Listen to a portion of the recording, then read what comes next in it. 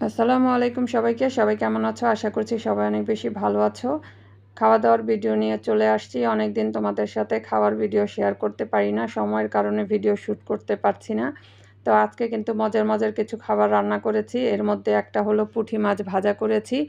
তো পুঁটি মাছটা একদম মুচমুচে করে ভাজা করেছি, কিন্তু সাথে তেল রাখতে ভুলে গিয়েছি। তো যাই হোক, এখানে লেবু চেপে সাদা ভাতের সাথে পুঁটি মাছ ভাজাটা খেতে কিন্তু দারুণ লেগেছে।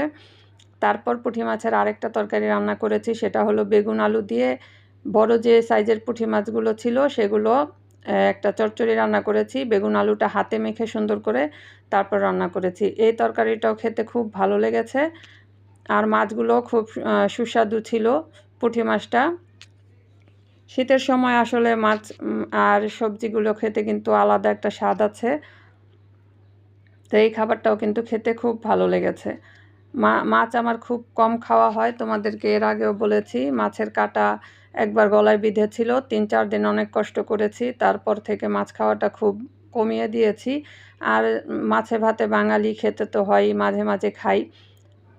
তো যাই হোক, এখানে আমি পুঁটি মাছের তরকারিটা দিয়ে ভাত খাওয়া শেষ করে এখানে তেলাপিয়া মাছের ভুনা করেছিলাম, সেটার তরকারিটা নিয়ে নিলাম।